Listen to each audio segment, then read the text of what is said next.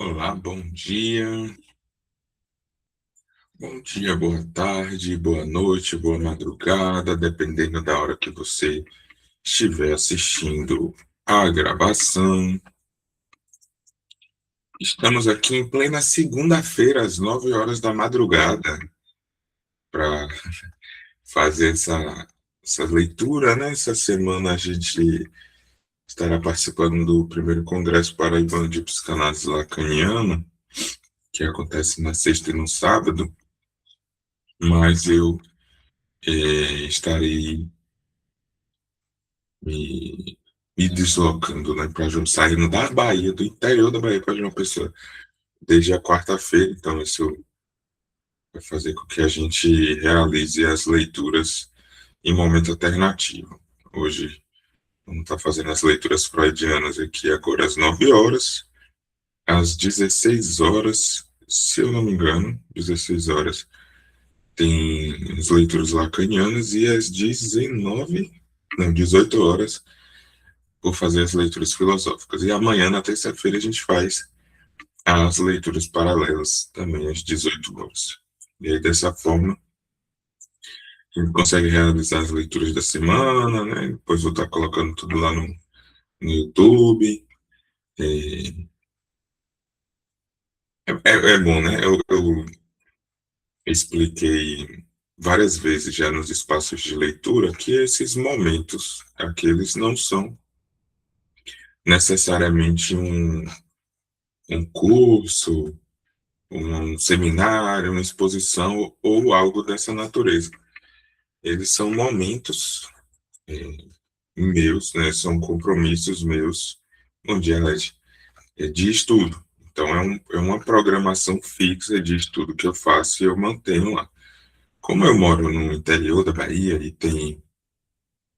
Antes eu dizia que não tinha ninguém, porque realmente não tinha ninguém por aqui pela região se dizendo também psicanalista, né, que eventualmente tivesse um interesse de estar estudando os conteúdos psicanalíticos. Contudo, talvez do ano passado para cá, né, 2025, começaram a aparecer muitas pessoas é, se autorizando, né, psicanalistas. Contudo, todavia, é, pessoas que vêm dessas formações, né, de uma psicanálise um pouco conturbada, eu diria assim. Né? Se vocês entenderem, existe um psicanalista aqui na região, na minha cidade especificamente, que além de ser psicanalista, é constelador familiar. Então, assim, né? A gente faz um julgamento prévio, claro, né? Conheço ele como pessoa, enfim, uma pessoa maravilhosa, mas como psicanalista ou como constelador familiar, eu não conheço, nunca vi nem ele falando nada sobre. Sei que ele disponibiliza atendimento e realiza atendimentos. Contudo, é mais ou menos nesse nível a psicanálise que tem aqui. Então, eu não consigo ter muitas articulações com presenciais. Então, o fato do online disponibilizar, né, esse espaço para que a gente possa se conectar com pessoas também interessadas, em 2023, se eu não me engano, eu comecei a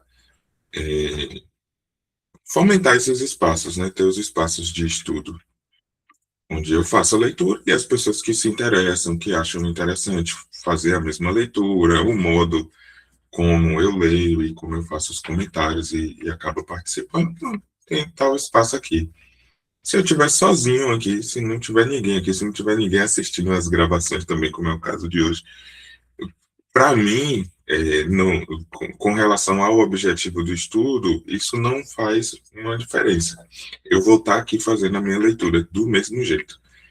Contudo, esse ano eu comecei a colocar no YouTube. Primeiro, para poder disponibilizar um pouco melhor, principalmente por essas circunstâncias de que vez ou outra eu mudo o horário, por causa da necessidade de agenda mesmo, de compromissos. Então, eu troco o dia que eu vou fazer a leitura, troco o horário que eu vou fazer a leitura, e tem pessoas que estão acompanhando e tal, e que quando isso acontecia sem as gravações, aí a pessoa acabava perdendo a leitura, e aí depois não participava mais. E aí do ano passado para cá, né, da virada do ano, eu decidi que eu ia começar a colocar no YouTube. Aí agora que as gravações estão ficando no YouTube, a gente começa a ficar refém do recurso, né? E talvez em outro momento, em outra circunstância, eu não fizesse essa mudança de horário, eu simplesmente diria, né, que a gente não teria as leituras essa semana.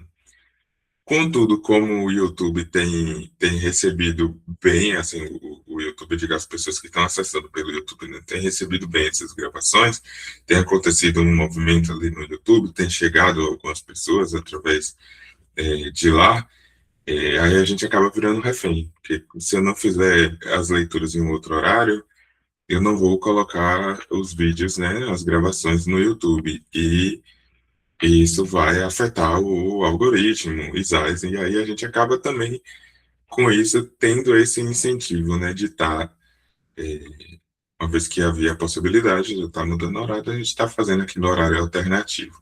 Mas é curioso. A princípio, também as gravações do YouTube, elas servem muito para que eu possa revisitar minha própria produção durante o estudo, né? Quando a gente estudava, vez ou outra, fazia comentários, a gente construía alguma coisa em torno da leitura, e quando chegava depois, ficava pelejando para lembrar que, pô, teve um negócio muito interessante que aconteceu na leitura da semana retrasada, mas eu não consigo lembrar o que é que foi. Agora eu já não sofro mais com isso, que eu lembro mais ou menos o dia, eu simplesmente vou lá no YouTube, pego a gravação, tem os recursos dos resumos pelo Gemini, etc. As anotações também aqui, que é excepcional.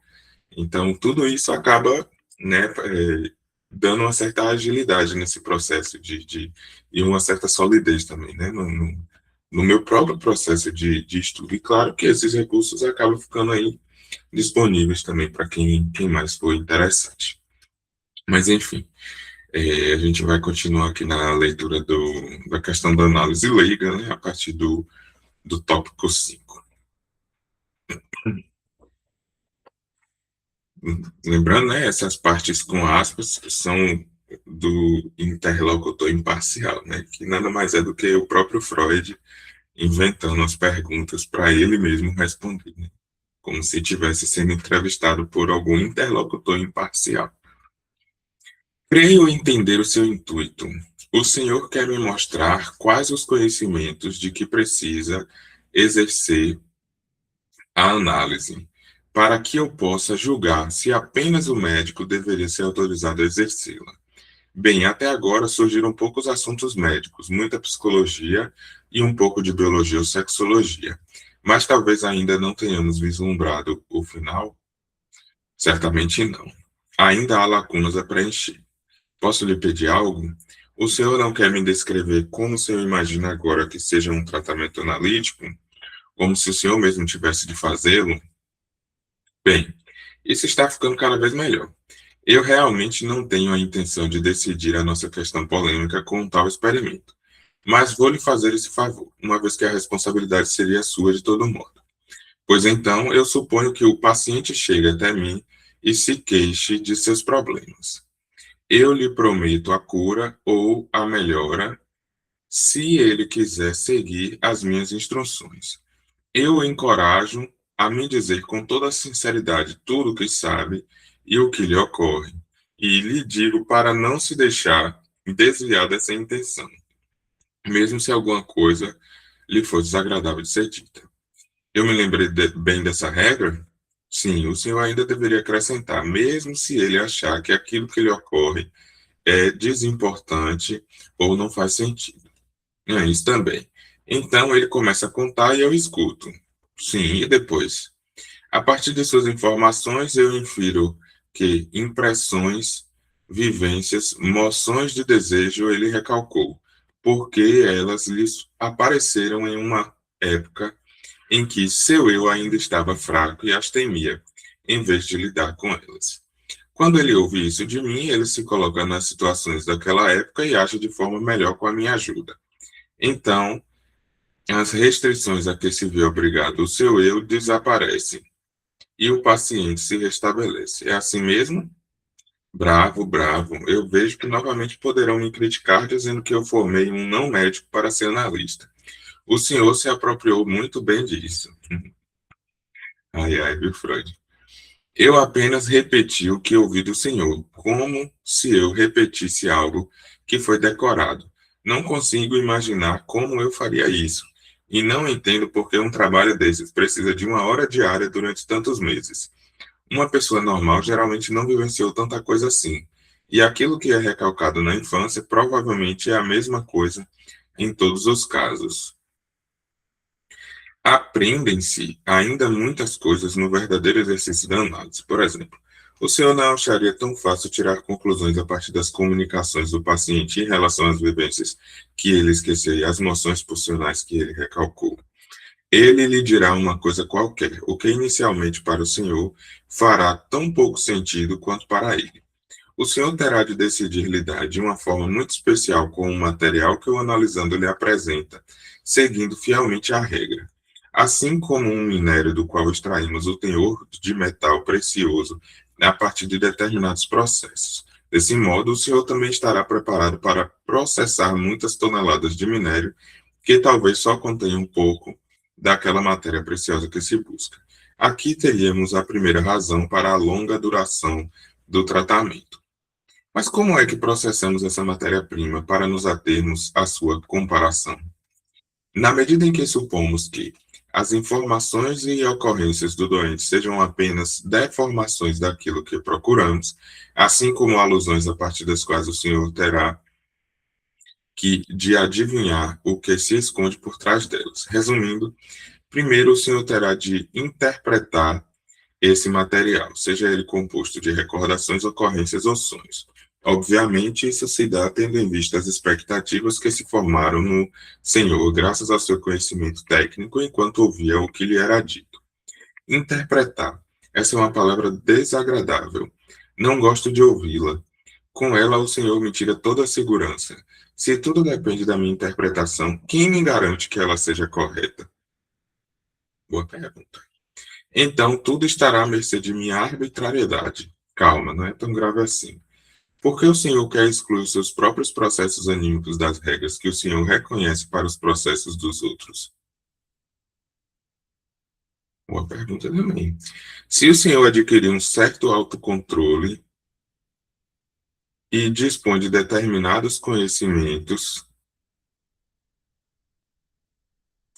as suas interpretações permanecerão imunes às suas propriedades pessoais e chegarão à conclusão correta. Hum.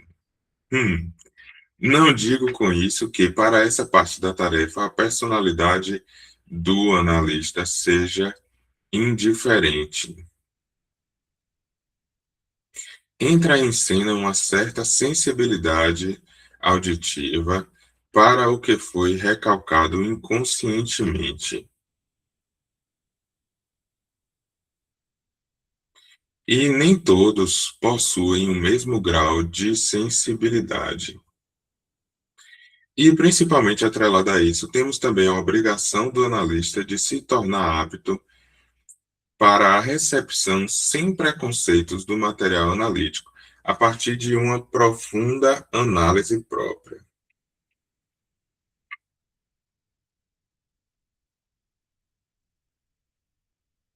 Sem preconceitos do material analítico.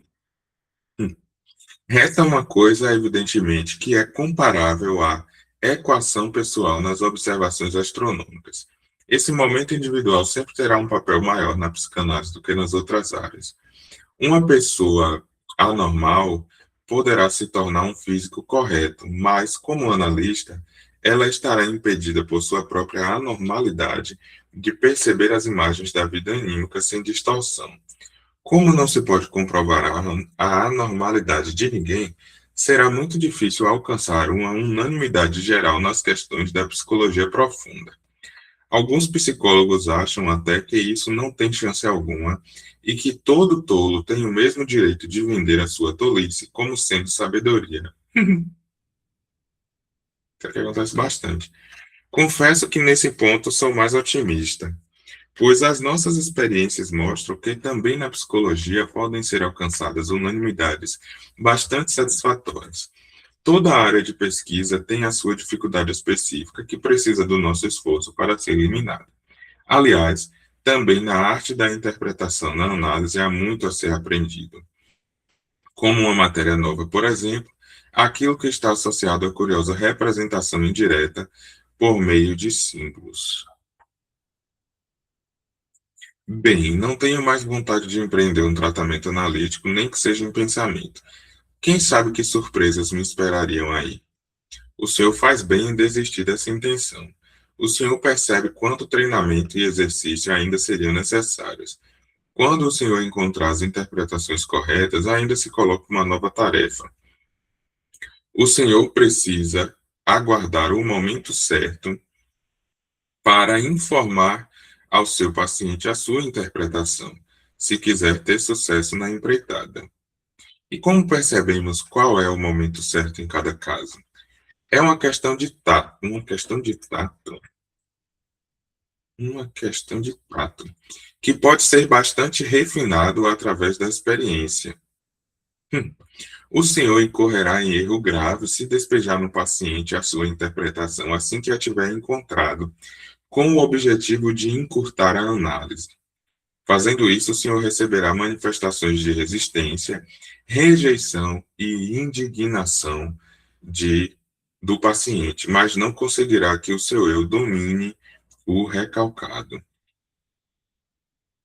A prescrição é esperar até que ele tenha se aproximado disso, de tal maneira que precise apenas dar mais alguns passos guiados pela interpretação sugerida. Eu acho que nunca aprenderia isso. E se eu tiver tomado todos esses cuidados na interpretação, o que acontece depois? Aí o senhor está determinado a fazer uma descoberta para o qual o senhor não está preparado. E qual seria? Que o senhor se enganou na avaliação do paciente, que o senhor não pode contar com a ajuda e a submissão dele, que ele está disposto a colocar todos os empecilhos possíveis no caminho do tratamento conjunto, resumindo, que ele não quer se curar. Não, isso é a coisa mais louca que o senhor me disse até agora. Eu não acredito nisso. O doente que sofre tanto, que reclama de forma tão pungente dos males que o afligem, que faz tanto sacrifício pelo tratamento, não quer se curar, certamente o senhor não quer dizer isso nesse sentido. Quero dizer isso, sim, acredite. O que eu disse é verdade. Obviamente, não toda ela, mas uma parcela considerável dela. O doente quer se curar, mas ao mesmo tempo ele não quer. Seu eu perdeu a unidade. Por isso, ele também não apresenta uma vontade unificada. Se fosse diferente, ele não seria um neurótico. Aqui tem aquela parte da construção é, onde eu leio Freud e eu achei interessante uma construção um pouco mais recente que eu vi do Humberto, mas depois eu vi em alguém alguém postando um livro. Eu não me recordo exatamente quem foi o autor do livro, mas falava algo da natureza de que existe o Freud de Freud e existe o Freud de Lacan. O que significa o Freud de Freud e o Freud de Lacan? Existe um Freud que a gente encontra quando vai diretamente no texto de Freud e lê, e a gente faz a nossa própria interpretação do texto freudiano, a interpretação de texto mesmo, desse texto freudiano. E existe um Freud que a gente escuta o Lacan falar em seus textos, em seu ensino, né? Esse ponto que Freud está desenvolvendo aqui é onde eu, particularmente aqui, eu coloco o meu fazer, né, a minha prática, que meu estudo, minha compreensão nesse lugar, onde eu discordo de quando Lacan faz determinadas construções a respeito do desvio da obra freudiana, como se os próprios, ou apenas os pós-freudianos tivessem se desviado de um Freud que o Lacan enxerga, né, quando ele lê Freud. Se fosse tomar ao pé da letra aquilo que o Lacan está colocando como desvio, o próprio Freud, em algum momento, se desviou disso também. E foi de encontro àquilo que o Lacan critica. Claro, Freud parte de uma construção de diversas discussões em torno do adoecimento psíquico, e esse adoecimento partindo de uma cisão do eu.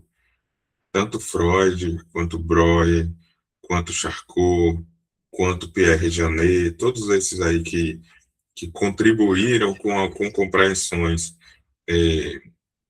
o zoológico da vizinhança que está na gritaria doida. Não sei se está suprimindo o ruído ou está chegando aí para vocês também. Eu estou quase para fazer uma reclamação que está me incomodando, né? Às vezes o ruído, a supressão de ruído do Google Meet não faz com que não chegue aí o som, mas aqui às vezes fica desconfortável. É galo cantando, cachorro latindo, papagaio falando, bicho para dar em dúvida da vizinhança. Mas, enfim, retomando. Todos esses autores que eu citei, eles discutiam em torno desse processo de cisão, cada um com a sua compreensão, com o que provocava essa cisão. Freud não era o único a pensar sobre o inconsciente. Alguns achavam que esse eu era completamente consciente. Aí, no momento em que aconteceu um trauma, que havia essa divisão, existiam duas partes do eu, uma que seria consciente, outra que seria inconsciente.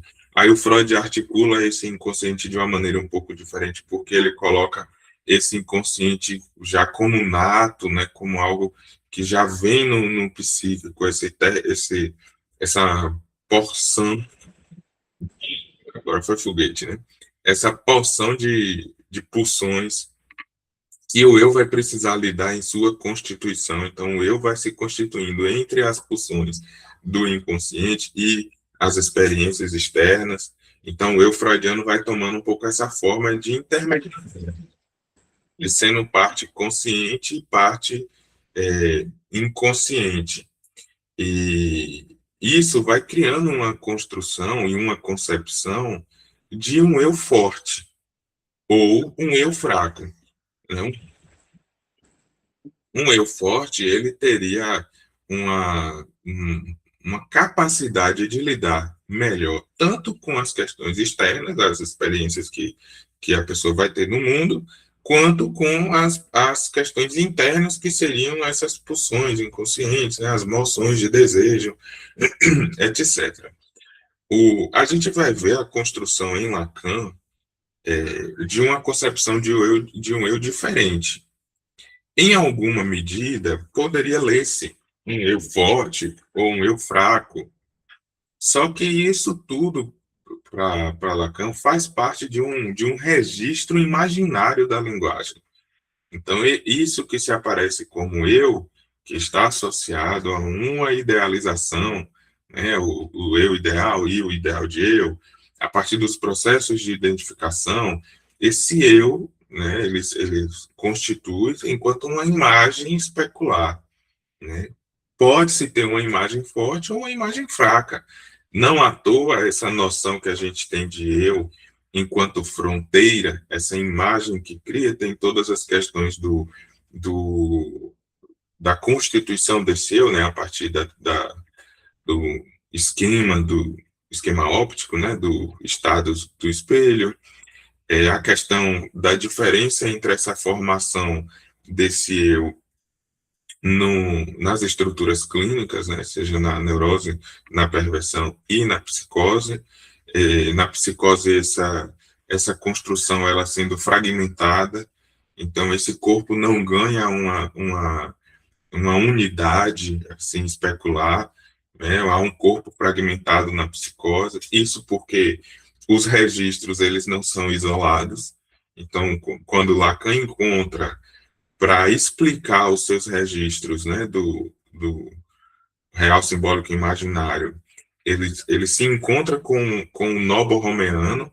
O Nobo Romeano não é uma invenção de Lacan, né? O Nobo Romeano é um tipo de inodação de anéis, que estava contido como símbolo, né, no, no escudo ali, no emblema da família Borromeu, né, entre esses símbolos tinham vários outros símbolos, né, se alguém tiver curiosidade, que nunca tem, caso nunca tenha visto, né, pode pesquisar aí no Google, o emblema da família Borromeu, vão ver que é um escudo lá de uma família real, que tem vários símbolos, os três anéis, né, do nó tá bem pequenininho, assim, num cantinho né, eu não sei nem como o Lacan conseguia enxergar aquilo ali. Mas, enfim, ele se encontrou com aquilo, achou a estrutura topológica do nó muito interessante, porque são anéis sobrepostos, que eles só encontram uma inodação com três. Se não tiver três, não há nó, não há inodamento, né? Porque só faz o inodamento se tiver os três. Lacan encontrou nisso uma maneira de exemplificar o que ele falava durante todo o seu ensino sobre real, simbólico e imaginário. Isso Lacan só foi encontrar na década de 70, no seminário 19 que ele apresenta o Novo Romeano. E olha que no 19 ele já estava pelo menos aí fazendo seminário há 22 anos, fazendo os seminários dele, né, porque tem os três primeiros seminários que não contam como seminários, que não foram publicados. É, mas ele já falava de real simbólico imaginário muito antes. E quando ele encontrou o Novo Romeano, foi nessa intenção de tornar claro, topologicamente ali, de que real simbólico e imaginário andam juntos. E tem uma parte ali de amarração. Claro que a partir disso ele começa a desenhar os nós de diversas formas, né? Aí começa a ter o nó que mistura com a banda de Möbius, que não tem dentro nem fora, e aí já não é mais anéis, é aquela linha que faz as voltas, enfim, aí tem nós com 4 anéis, com 5 anéis, com 6 anéis, aí vai até o seminário 27, ele vai hora ou outra aí, principalmente os últimos dois seminários, ele inventa nó de tudo que é jeito lá, para tentar dar conta, né, topologicamente, dessa estrutura da clínica psicanalítica lacaniana. Mas, né, tomando aqui essa experiência do nó borromeano, de que esse imaginário que esse corpo se constitui, e dá essa unidade ou não, né, do eu, dependendo da estrutura clínica que a pessoa se organize na linguagem, ela tem uma interferência do simbólico e do real também. Por isso, inclusive, não é igual com todo mundo, né, e com todas as estruturas. A estrutura da psicose, por exemplo, que falta a inscrição completa da lei paterna, ou seja, do nomes do pai, o simbólico ele fica frouxo, né? Essa amarração simbólica ela não acontece completamente, então o intermédio ali entre o real e o imaginário, por essa via simbólica, ela fica um pouco confusa. O imaginário ele fica fragmentado, essa estrutura fragmentada do corpo, dos ideais, dessa imagem especular, da mesma forma que o real ele invade muito, né? O real ele aparece, né, ele como um invasor com muita frequência na psicose, porque o simbólico ele não foi muito bem amarrado, porque os nomes do pai está fora incluído, né, tal qual o Lacan constrói. Isso parece ser uma coisa assim complexa, e ela é complexa de fato, mas há como a gente simplificar minimamente, assim, pelo menos de uma maneira didática, eu acho que seria interessante, porque a gente tem o costume de dizer, né, de que essa lei ela entraria como uma castração, e com os nãos, os impedimentos, a impossibilidade, e não parece ser bem por aí que o Lacan constrói, por mais que muitas pessoas interpretem dessa forma, principalmente quando junta aquilo que Lacan propõe com o que Freud propôs em torno do complexo da castração.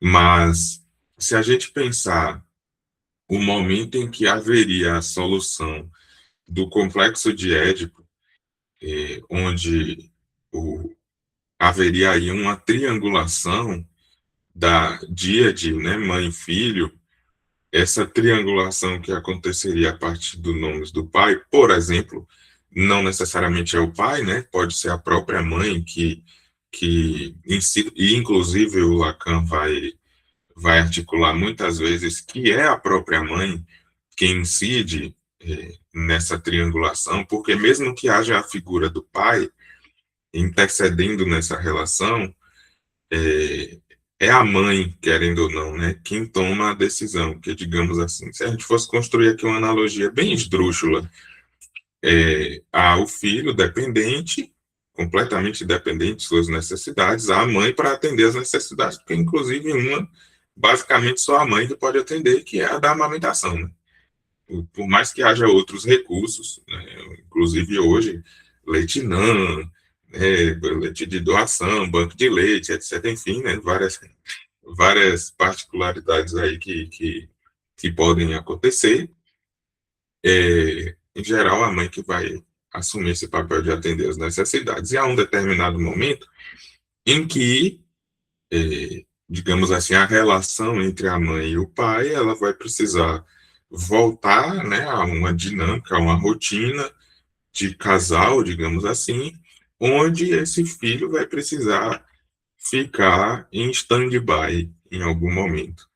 Ou seja, né, terão momentos em que será ali a relação do marido e da esposa, digamos assim.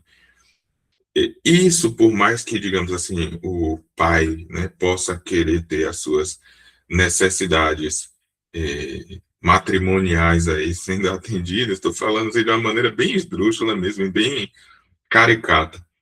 É, ainda assim, é a mãe que precisa aceitar que isso aconteça. Então, por exemplo, quando o pai vai querer que o filho saia do quarto e tenha o seu quarto para que ele possa estar no quarto sozinho com a mãe, sem a interferência do filho, a mãe precisa aceitar isso a princípio, né? Se a mãe não aceitar isso, se a mãe colocar o filho num intermédio dessa relação, aí a bocarra, né, em alguma medida que o Lacan descreve a mãe como uma bocarra que está engolindo, né, o filho, e isso aí, em alguma medida, é uma analogia figurativa também que o Lacan constrói para falar, né, da inscrição na psicose, da fora-oclusão do nome do pai. Mas essa lei, né, paterna, esse nome do pai que entraria em alguma medida, ele não entra apenas pela proibição, do tipo, agora você não pode mais dormir aqui no quarto, porque não pode mais dormir aqui com a mamãe. Não entra só como uma proibição, mas entra também como um encaminhamento ao próprio desejo. Você não pode mais dormir aqui, porque agora você tem o seu quarto. O seu quarto tem as suas coisas, tem as coisas que você gosta, tem a sua caminha, tem os seus brinquedos. Ele é legal, é um lugar seguro para você. Então, tudo isso que se apresenta para a criança como um impedimento, também se apresenta como um caminho, uma possibilidade, uma via para tornar-se, em alguma medida, sujeito desejante e não apenas objeto de desejo do outro, né? De uma maneira muito caricata, né? Eu estou falando isso aqui. Então, em alguma medida, essa lei paterna, essa inscrição simbólica, ela permite justamente esse outro sentido para essa coisa. Então, no registro do imaginário, tem-se um sentido, tem-se uma consistência, uma busca por uma consistência. Isso é assim, desse jeito, porque é assim, os processos de identificação, etc. O simbólico, ele vai permitir um outro sentido. De tipo, mas é isso, mas não é só isso, né? É como se fosse assim, permite-se aí metaforizar, metonimizar, ou seja, permite-se figuras de linguagem, né, para poder articular esses significantes que são dados dentro dessa relação. Ao mesmo tempo que há uma proibição, que seria aí um não, né, uma espécie de uma castração, há também um encaminhamento para um lugar de sujeito de desejo. Então, essa amarração que vai se resolver num complexo de Édipo, que vai dar essa amarração simbólica justamente nesse sentido de permitir uma outra simbolização. Veja que a constituição do sujeito, a maneira como o sujeito se porta na sua vivência, né? E, e como entra aí essa relação entre inconsciente e eu, enquanto imagem especular, enquanto processos de idealização, né, de identificação, é completamente diferente de uma concepção de eu de Freud, onde esse eu perde-se a unidade, onde o objetivo da análise é restituir o paciente a essa unidade do eu, onde esse eu tenha a condição de lidar com as situações da vida de uma maneira fortalecida. Não é uma construção de análise muito diferente. Inclusive, essa concepção de unicidade do eu, né, o de fortalecimento do eu, que ela vai pairar justamente nesse terreno de que precisa-se de uma análise própria profunda, para que o próprio eu do e o eu do analista tem que ser fortalecido para poder ele não ter preconceitos de lidar com o material analítico. Aí veja a problemática que está contida, né, nessa questão. E ao mesmo tempo que precisa-se de uma análise própria para fortalecer o eu do próprio daquele que pretende ser analista, ainda assim, isso não é um todo. Em alguma medida, precisa de uma questão de dom. O tato, né? Ele usou tato aqui, né? Mas seria tato e dom. Como é que você vai ter tato com as palavras? Você não toca nas palavras, né? Como é que é tato? Que é quase um dom de escuta, né? Como se você fosse um bom escutador para ser analista.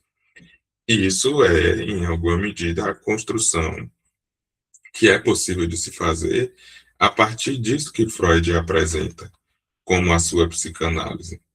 Lacan toma um rumo completamente diferente. E, claro, isso quer dizer que uma psicanálise freudiana não funciona? Jamais. A psicanálise freudiana, ela funciona.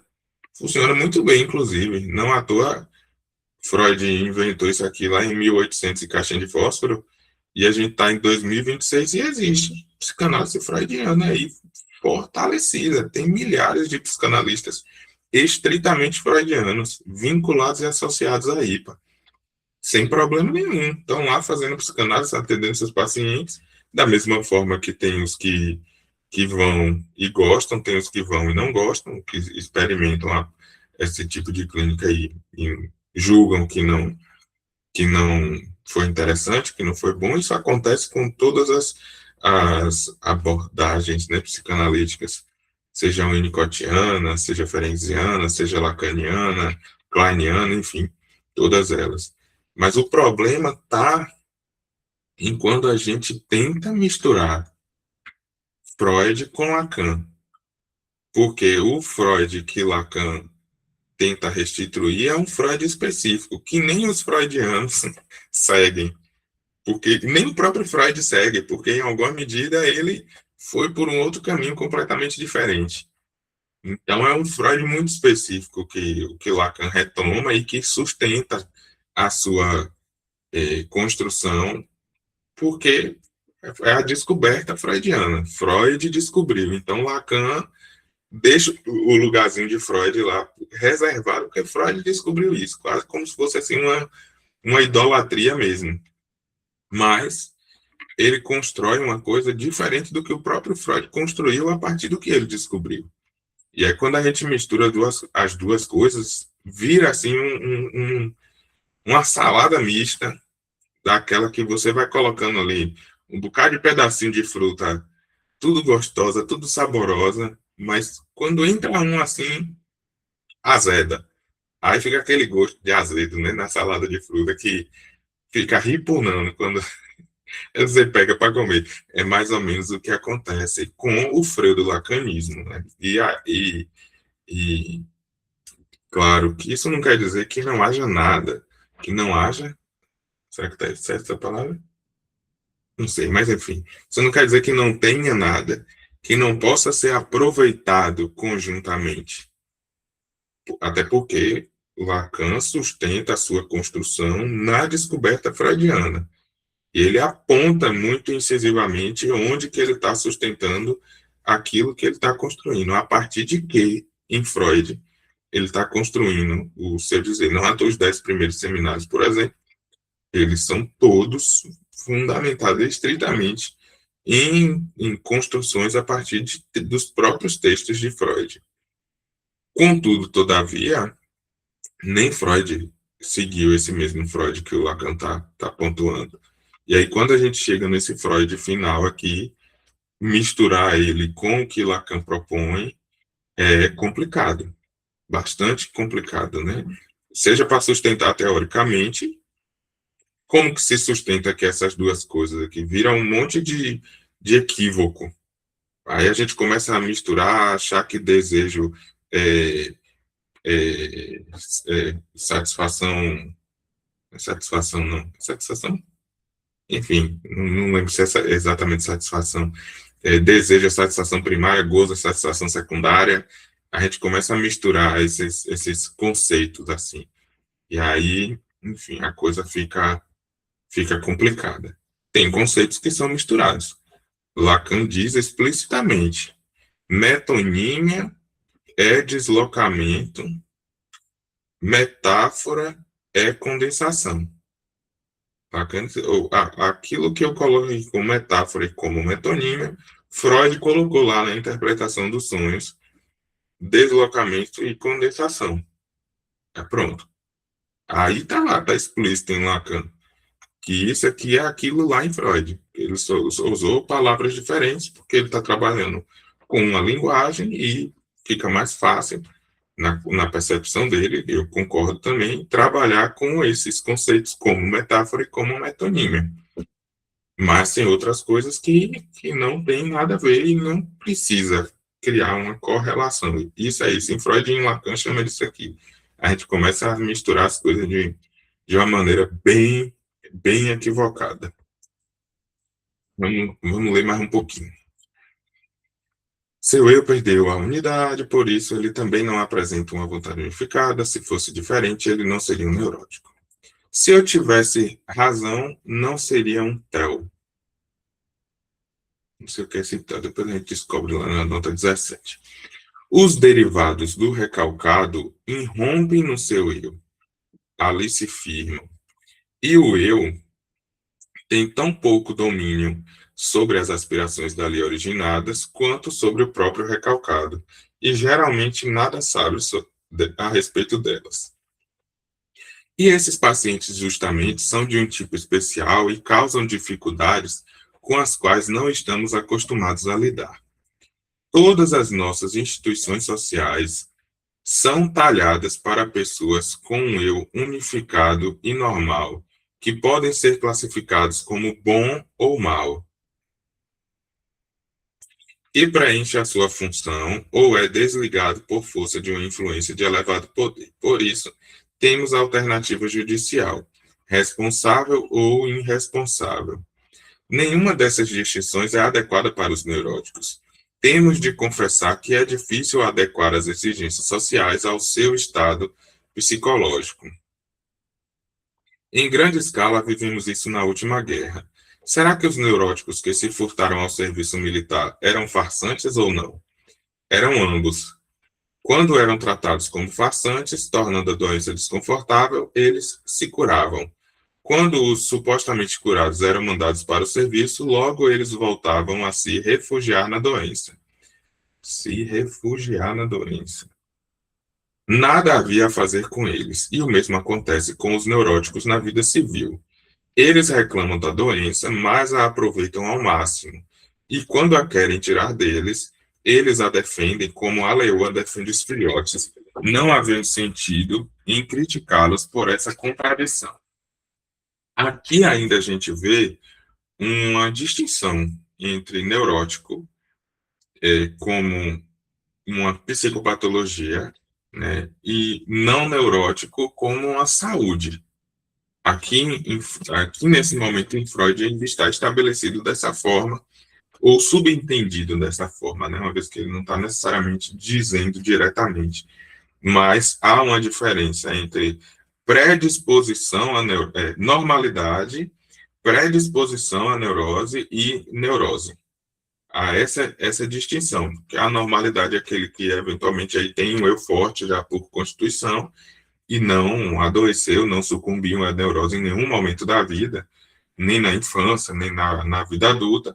Há predisposição à neurose, eventualmente aqueles que tiveram alguma circunstância de neurose na infância e que há uma predisposição a desenvolver essa neurose na vida adulta e há o neurótico, que em geral tem uma associação a ter recalcado algum material na infância e ele retorna de uma maneira psicopatologizante na vida adulta. Isso é diferente, inclusive, da própria construção que o Freud faz nos seus primeiros anos de estudo da psicanálise, onde ele vai encontrar nas formações do inconsciente, né?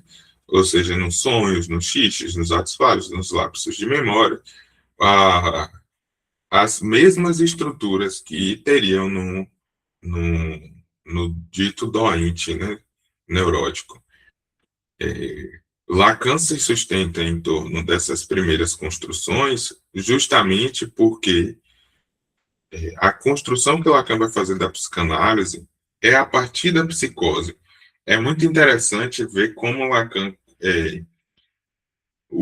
Lacan precisa trazer o conceito de sujeito para ele estabelecer a questão da psicose em uma questão de linguagem e não em uma questão de distúrbio mental, de algum distúrbio cognitivo, ou alguma questão da estrutura anatômica, do fisiológica, do neurológica, né, do cérebro.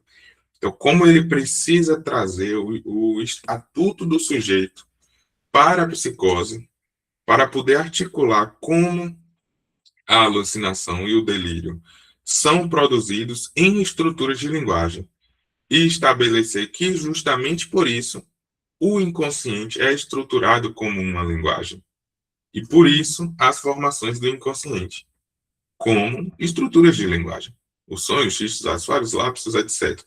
Então, a construção clínica em que o Lacan vai fazer, ela vai se sustentar em um, digamos assim, entre aspas, né, um adoecimento diferente, que Freud parte da neurose, do tratamento da histeria, da neurose obsessiva, vai considerar que a psicose não deve ser tratada pela sua maioria do tempo da psicanálise freudiana, as psicoses não serão tratadas pela psicanálise. Por quê?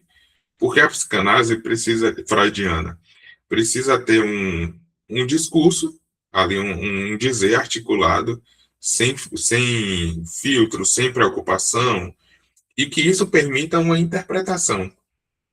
E essa interpretação do analista vai ser para fortalecer o eu.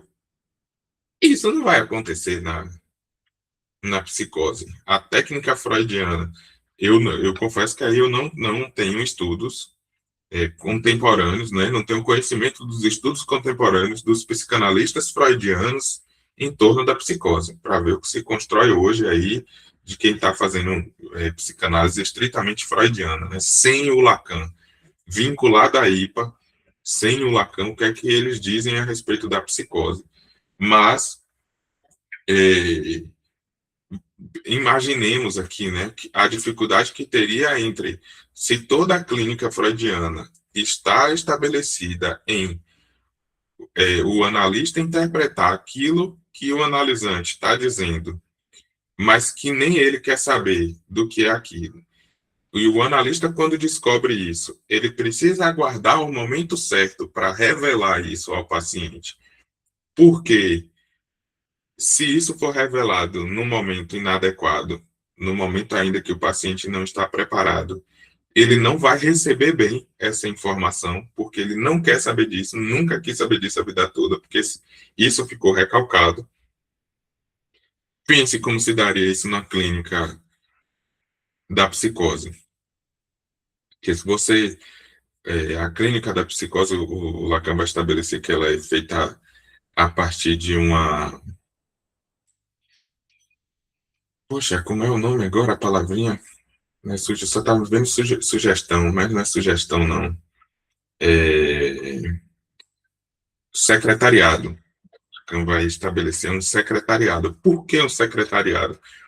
Porque na clínica da psicose, a gente não coloca o analisante diante da dúvida. Porque o simbólico não está amarrado, a lei paterna não, está fora incluído na estrutura da psicose. Então, se você coloca o analisante em confronto com questões, com ambivalências, com contradições. Mas como assim? Você está me falando isso, mas você está fazendo isso? Vejamos aqui que isso que você está me dizendo não é verdade. Isso, de uma maneira bem grosseira, se faria com o neurótico para colocar ele diante dessa contradição e ele fazer um determinado processo de análise, né, dessas relações significantes. No psicótico isso desestabiliza. Então, como que o analista interpretaria uma coisa e traria essa revelação ao paciente? É inconcebível nessa estrutura.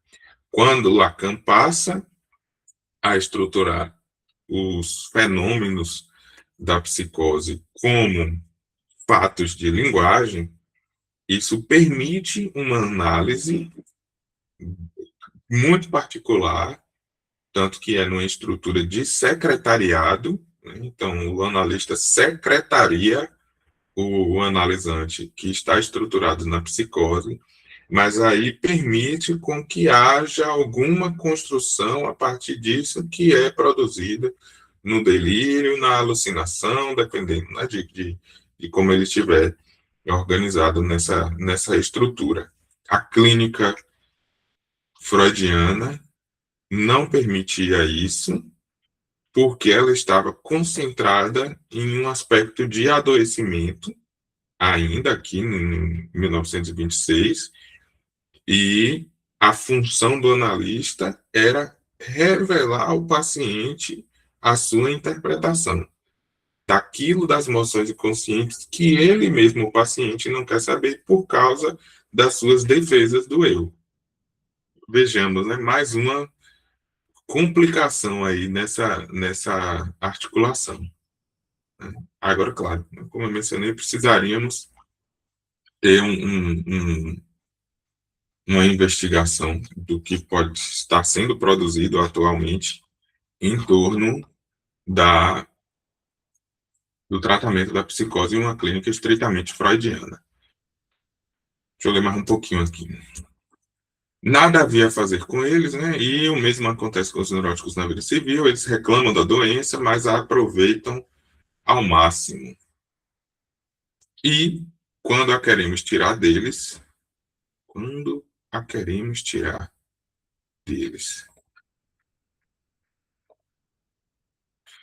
eles a defendem como a leoa defende os filhotes, não havendo sentido em criticá-los por essa contradição.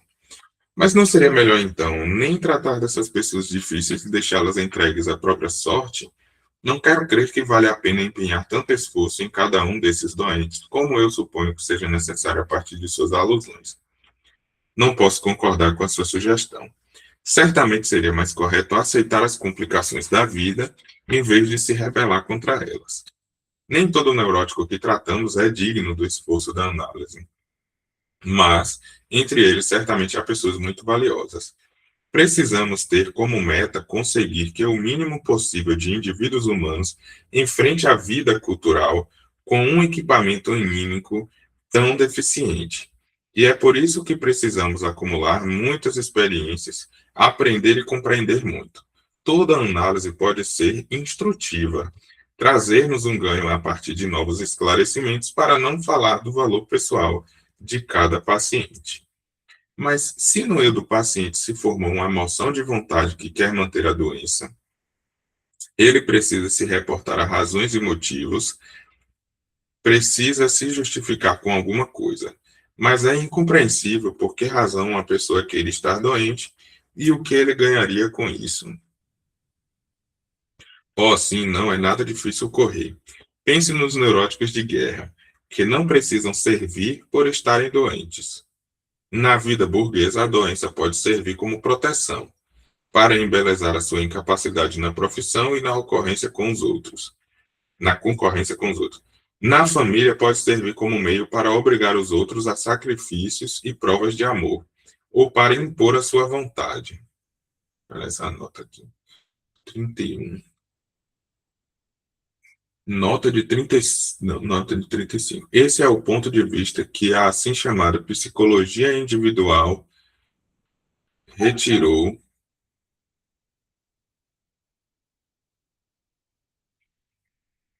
Psicologia individual é a de Adolf Adler, né?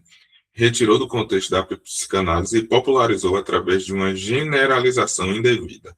A alusão à psicologia individual remete provavelmente à perspectiva de Adler. Aqui já é a nota do editor, a nota do próprio Freud, né?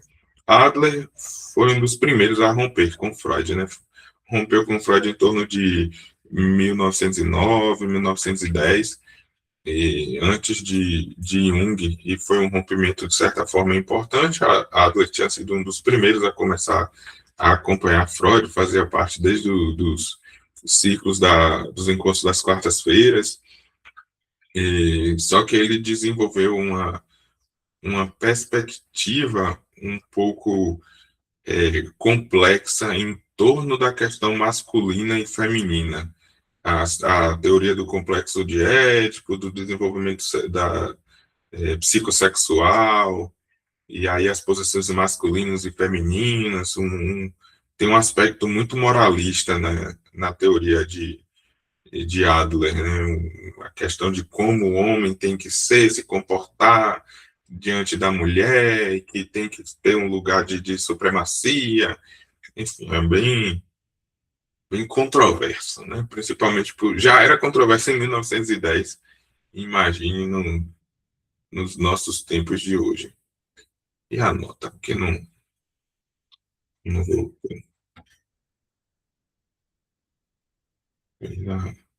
no manual aqui mesmo. É só encontrar um ponto de pausa aqui antes da pergunta para encerrar hoje. Isso tudo é bastante superficial.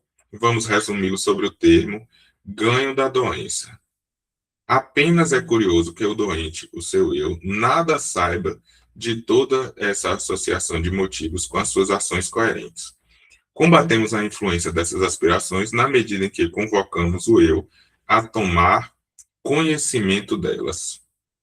No entanto, ainda há motivos mais profundos para se agarrar à doença, com os quais é mais difícil de lidar, mas não podemos entendê-los sem uma nova excursão pela teoria psicológica. E aí Freud vai fazer uma nova excursão sobre a teoria psicológica, e isso a gente continuará na próxima semana, e aí na quinta-feira, como de costume, às 10 horas da manhã, nossas leituras freudianas.